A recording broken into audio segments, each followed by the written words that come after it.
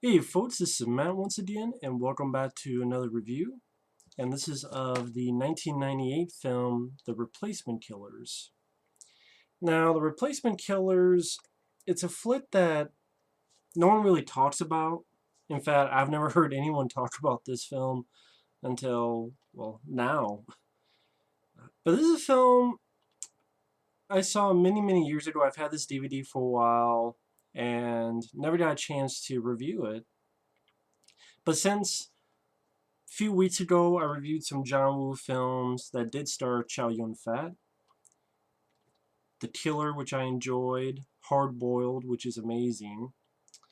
That I wanted to review Chow Yun-fat's American debut. The first film he did in America. One of the executive producers happened to be John Woo himself. And there were a few others. Terrence Chang, who's worked with John Woo. Christopher Godsick and Matthew Bayer. But yeah, John Woo was one of the executive producers. It was not only the American debut of Chow Yun-fat, who went on to do a couple films. He did The Corruptor of Mark Wahlberg, which I hate. I hate The Corruptor. Marky Mark, I've never been a big fan of Marky Mark, okay? And at that time, he was definitely a shitty actor. I mean, once in a while, he makes a film that I like. The Big Hit. The Big Hit I like, with him and Lou Diamond Phillips. LDP for life. I like Pain and Gain. I liked The Italian Job. But damn, I mean, he's not the main reason why I enjoyed those movies. I mean, he's tolerable, but a lot of times he's not. And in The Corruptor, he definitely wasn't. And Chow Yun-fat was wasted in that role, and had a shitty ending, and Mark Wahlberg, seems like Mark Wahlberg got more screen time, which was fucking insulting. At that time, Mark Wahlberg might as well be fucking Vanilla Ice. Fuck The Corruptor. This was a much better movie, and it was made before The Corruptor. That's just my opinion. If you like the film, The Corruptor, that's fine. I prefer this. Another thing, Antoine Fuqua directed this, and this was his first film.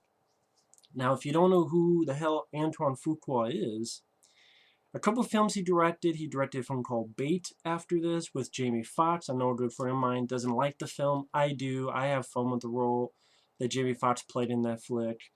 And overall, I like Bait.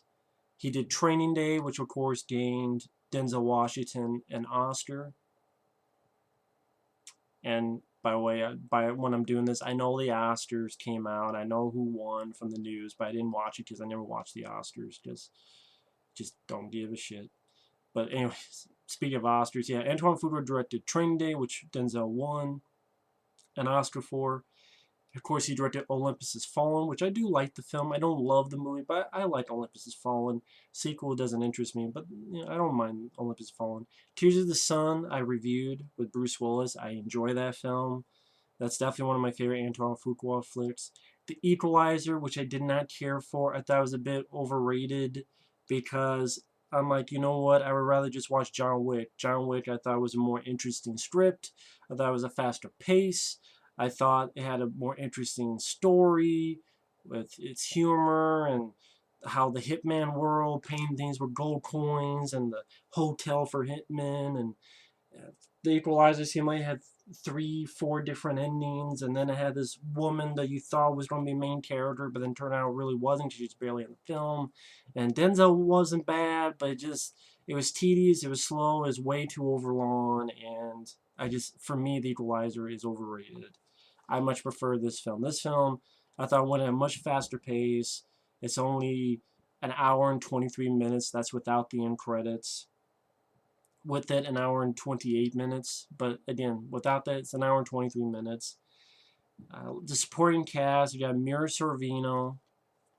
I like her in films like Mimic in this. You have Michael Rooker, who plays a good guy, a cop. Of course, from Cliffhanger, Henry Portrait of a Serial Killer, Mallrats. You also have small roles by Jurgen Prochnow, who's in The Mouth of Madness, Beverly Hills Cop 2. You have Danny Trejo playing one of the replacement killers. And also an actor named Till Schreiber, who I believe he was in Inglourious Basterds that Tarantino directed. Anyway, The Replacement Killers is a pretty straightforward flick. What I like about it is its simplicity, it's stylish. I think Antoine Fuqua had done music videos. If that's the case, you could definitely tell the influence, but it wasn't annoying to me. The lighting was well done. It was fun to watch in that 1998 music video style, but I thought Antoine Fuqua handled it very well for especially his debut, directing wise. It's fast paced. It's Chow Yun-fat, right off the bat, he's in a party in a club. He walks up to this guy who's one of his people he needs to kill. So it's a criminal. He puts his bullet down for his mark. The guy looks up, and Chow Yun-fat just puts a bullet right in his head, right there. There's about like 4 guys, and he's shooting one guy. Very fast paced, practical blood squibs, and it's definitely a fun movie to watch visually. It's a definite Antoine Fuqua. He's always moving the camera and does some nice, interesting stuff. For example, when Chow Yun-fat looks in the mirror, he's studying himself, and as the spotlight in the club looks over him, he kind of vanishes, fades away, as a sort of a cut to the next scene. Certain stuff like that, and the plot is it's very simple. Michael Rooker is a cop. Him and others have a drug bust. He chases this one guy. The one guy won't put his gun down, so Michael Rooker has to shoot him. And the guy gets shot, falls to his death, and you find out that the guy is the son of this crime boss from Asia. And he wants Chow Yun-fat to go and kill first we think it's to kill Michael Rooker, and later on we find out it was to kill Michael Rooker's 7-year-old kid. He doesn't want to do it. Later on you find a little backstory that he was employed by this guy because to keep his mom and sister safe. And he was ordered to kill 3 people. The first 2 were criminals. This was the last one that's going to pay for his debt, and he refuses. Thus, the crime boss sends in bad guys, including the replacement killers, to fuck him up. And Mira Sorvino, she's a woman who deals with forged documents. Pretty much he needs a passport to get back overseas to get his mom and sisters to safety. And she's going to help make a fake ID. And when she's about ready to do it, bad guys come in and start shooting the shit out of the place. And that's where the shooting... Well, I mean, the shooting starts from the beginning of the film, but... You're not going to get John Woo hard-boiled. Like, if you think there's going to be hard-boiled 2, you'd be disappointed. But still, Antoine Fuqua, probably because Chow Yun-fat and John Woo have a hand in it. I mean, I know Chow Yun-fat in real life isn't much for guns, but he plays it very well. It has a great presence to him. Just the way his face and his movements. He doesn't even have to say much, and he definitely has a great presence. And he's not bad in the English. Considering this is the first American film, he's not bad with his English. I've seen a lot worse from a lot of people, including people who are born in America. But they call that trailer park. But Chow Yun-fat, he does perfectly fine. Mira Sorvino, I liked her as an actress. I liked her in Mimic. I liked her in this. She has a strong... She's not a damsel in distress. She's not, ooh, a broken nail, dead weight. Mira Sorvino is one of those actresses that there's a lot of movies I would have cast her in. Like, for example, I would love if she was the lead in The Relic. I mean, Penelope Ann is okay, but if Mira Sorvino was the lead in The Relic, it would have been great. But at the same time, she was doing Mimic, so she can't be everywhere at once. Or if she was in Kiss of the Dragon. Because Bridget Fonda is one of the only weak points I have. Like, Kiss of the Dragon is my favorite Jet Li film. But Bridget Fonda is the only weakness I have for it, because she's kind of just in her role. Maybe it's the way that part was written. I don't know, she just seems kind of flimsy. But again, Kiss of the Dragon, that's my favorite Jet Li film. That's a film I want to review one day down the road. But getting back to this, like I said, I mean, he gets Chow Yun-fat does get a buddy of his, a monk of his, to move his sister and mother, at least for the time being, to a safe place, at least to get some info to them. And like I said, when he's trying to get this fake passport and bad guys come, and that's when the shooting definitely escalates. I mean, Chow Yun-fat shooting one guy, he flies back, practical blood squibs. They're being chased and shot at window after window. The camera work is well done. It's not. This is the days before they were doing shitloads of shaky cam, stitch in front of editing, so you don't know what the fuck's going on. They're in wide shots. You understand where the environment is, and it still has that music video, but it's that old school music video. It's not, oh, I can't understand what the fuck's going on type of thing. Which is nice watching these again. And like Mira Sorvino's running, there's a guy coming after, yells for Chow Yun-fat. He shoots while Mira Sorvino shoots over here, and they crisscross during the gunfight. And really, the rest of the film is pretty much going from gunfight to gunfight to gunfight until you get the finale. Now, some people may not like that because they feel it's not enough story. I know there's trivia, and I just looking up, there's actually an extended cut DVD and Blu-ray with, I guess, maybe 15 or 20 minutes worth of stuff. From what I understand, it's just more about the character motivations, more about a romance between these two. And honestly, I don't really feel the need to pick that up. A, because this is how this film was released in theaters. B, I got enough from the two. I don't need to see more. To be honest, when I'm watching a film like The Replacement Killers, I'm not going for the in-depth characterizations. I'm going for the, well, as it says here, by American Urban Radio Networks, which I don't know who the fuck that is. They call it explosive. That's really what I'm going for, is for the excitement and the action. And I think it does that very well. Very fast-paced, 80-some minute action movie where with a lead who has a good charisma, Mira Sorvino who's now pushed over or broken nail dead weight type of girl. Jurgen Prochnow and Danny Trejo are some of your bad guys as well. I forget the lead bad guy's name. Decent enough score by Harry Gregson Williams, which I know that name sounds familiar if you look him up. He's done a lot of stuff. I think even some of the Metal Gear Solid video games. And some nice lighting, for example, the finale and this alleyway lit in red was a nice touch. But yeah, it's pretty much going from gunfight to gunfight. At the gunfight at Mira Sorvino's place, she gets arrested by Michael Rooker, but he can't keep her there, so she hightails it out of there. Meets back up with Chow Yun-fat, and they go to this garage to see this guy, but he's been killed, and bad guys roll up. You get another battle ensuing. And Chow Yun-fat sliding on the ground with machine gun, shooting one, and one of the bullets hits a guy in the face. He does another sliding move and actually gets under Patrick Kilpatrick. That's another guy who you've seen him as a bad guy in a lot of stuff.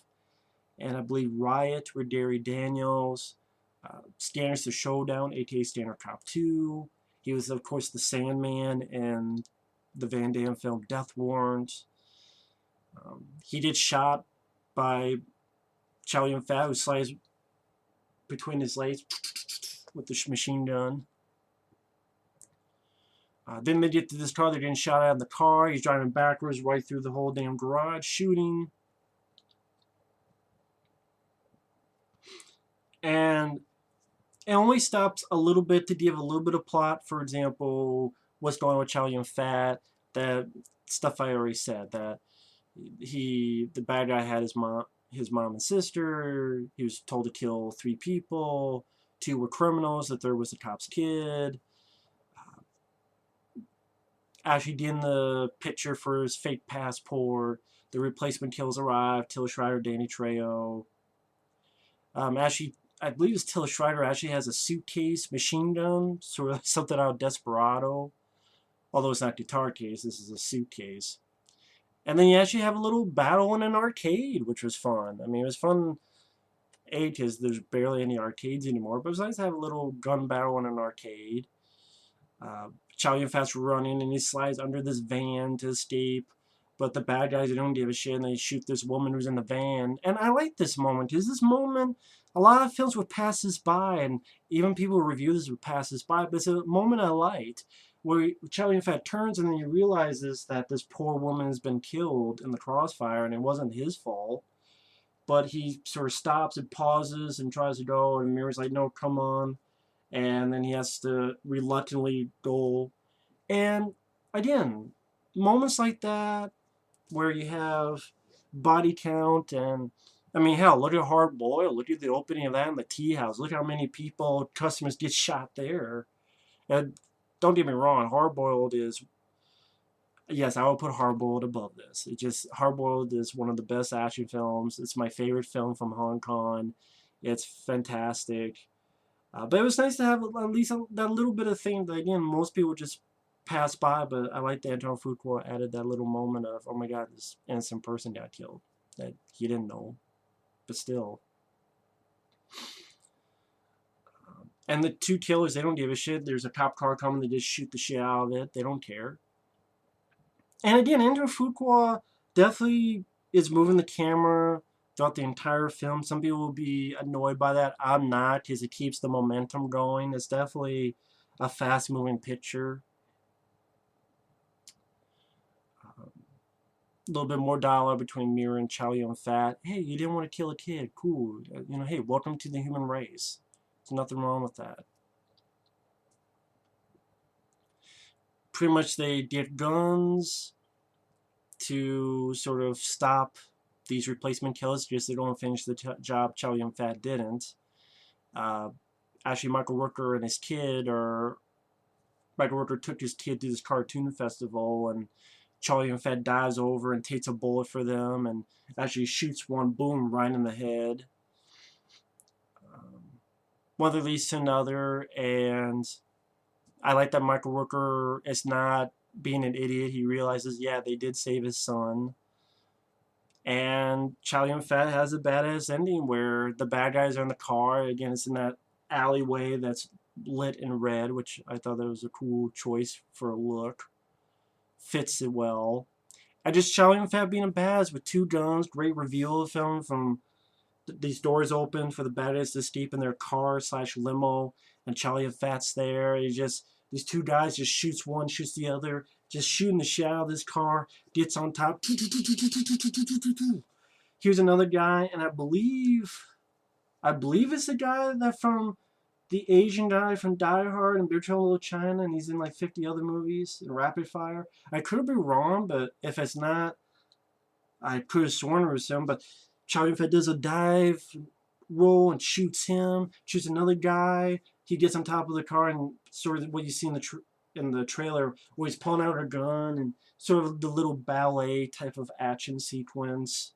I thought it was fun. Granted, it's not as extensive as John Woo, but again, for a first-time director, it was fun to watch. And you know, there were people at this time trying to emulate the John Woo style. The Big Hit, since I mentioned that, tried to do that, and that's a film I enjoy as well. I'm like, you know what? Emulate John Woo as much as you fucking want, because I would rather have you emulate John Woo than this fucking Bourne identity supremacy fucking bullshit that I keep seeing now in Taken 2 and Taken number 3 and Colombiana, which is Taken number 4, and all the fucking Taken number 5, 6, 7, and Bourne 5, 6, 8, 11.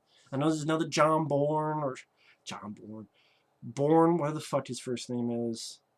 I don't know if James Bourne. I don't even fucking remember. I don't give a shit what his first name is. His first name is Shaky Cam. Is his first name Bullshit? Bullshit Bourne, double B. Because sometimes those plots are bullshit. Mainly the fucking camera work and editing is bullshit in those movies. I rather prefer this, because I actually know what the fuck's going on. I can understand it. Unlike the Bourne films. A car crashes, and that's a great car chase apparently nowadays. Newspaper, and apparently it's a great fight nowadays. I don't know what the fuck happened, and you have to rewind like 10 times to try to figure it out, but that's a great fight scene nowadays. But hey, you know, I grew up in the realms of Rocky 3 being a good fight scene. But hey, but the impact, you know, I prefer movies like these. This is why I go back and do reviews for like That way I get time to actually go back and watch them again. And Mira Sorvino drives in with a van, crashes into Jurgen Prochnow vehicle. They have a little cat and mouse chase, and Mira Sorvino shoots the shit out of Jurgen Prochnow again. Nice.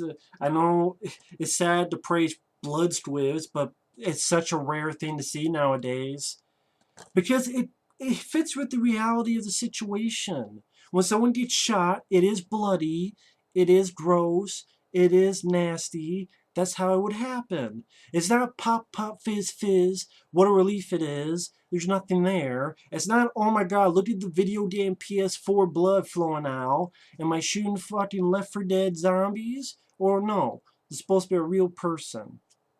You know, have some fucking real practical squibs.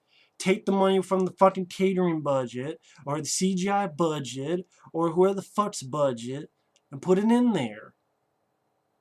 Because it doesn't take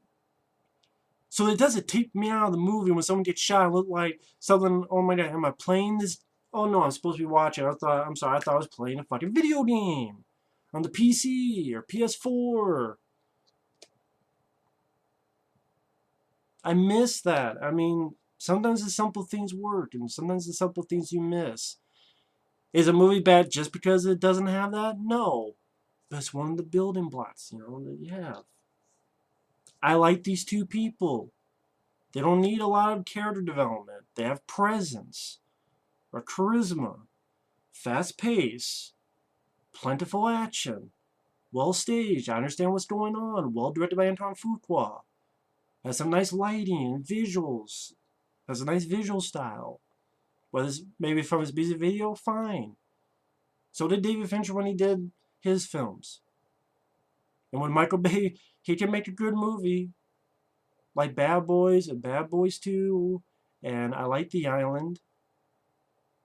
So I can't say he's 100% garbage. Just when he's dealing with Ninja Turtles and Transformers, yes, he's garbage. It's weird. As I'm for some reason, as I'm reviewing this film, I'm going on all these tangents. I don't know why. But Chow Yun-fat's able to kill Danny Trejo.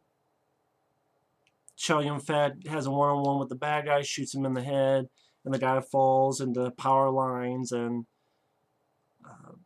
pretty much one little thing, it's too bad that Michael Rooker didn't get into it, because there's a great moment where before all this starts, he's putting his machine gun ready, and he's getting ready, but then he gets there after the fact, and he doesn't get to be in the action. That's disappointing. It would have been nice to have Michael Rooker maybe help out, since they are trying to go after his son. Again, it would have been nice for him to help out, or cap a few motherfuckers, you know, something like that. But that wasn't the case. Michael Rooker got there after the fact, but I know it's not his movie. But still, I mean, if you don't want to give him a machine gun, let him use it. Because Michael Rooker, I like him as an actor. But that's just a nitpick, but it's just something I had to mention. And maybe have the finale, not the finale, because it is fun stuff. I mean, of course, I forgot the explosion where Mira Sorvino barely gets out of the van she was driving before Danny Trejo blows up with his grenade launcher. That's part of his machine gun. I guess the one-on-one with the bad guy seems a little bit too quick. The main bad guy. Pretty much they're on a catwalk. They say a few words, then he shoots them. I don't know, maybe a little bit more. Maybe a little bit more of a shootout, or Chow Yun-fat's not really a fisticuff type of guy, but maybe a little bit more something. But yeah, those are like two little nitpicks I have. But I can see people not liking this because it doesn't have such an in-depth story, in-depth drama, in-depth characterizations. That's not what I'm looking for. When I'm seeing a movie called The Replacement Killers, with John Woo being one of the executive producers, Chow Yun-fat starring in it, and, you know, looking back, the guy would go on to direct Olympus Has Fallen, and among others. I just want to see a fast-paced, entertaining picture with some really good gunfight sequences, and it does. And it has that. So I definitely gave it a thumbs up. And I think, really enough, even Roger Ebert gave this a thumbs up, which surprised the hell out of me. Huh.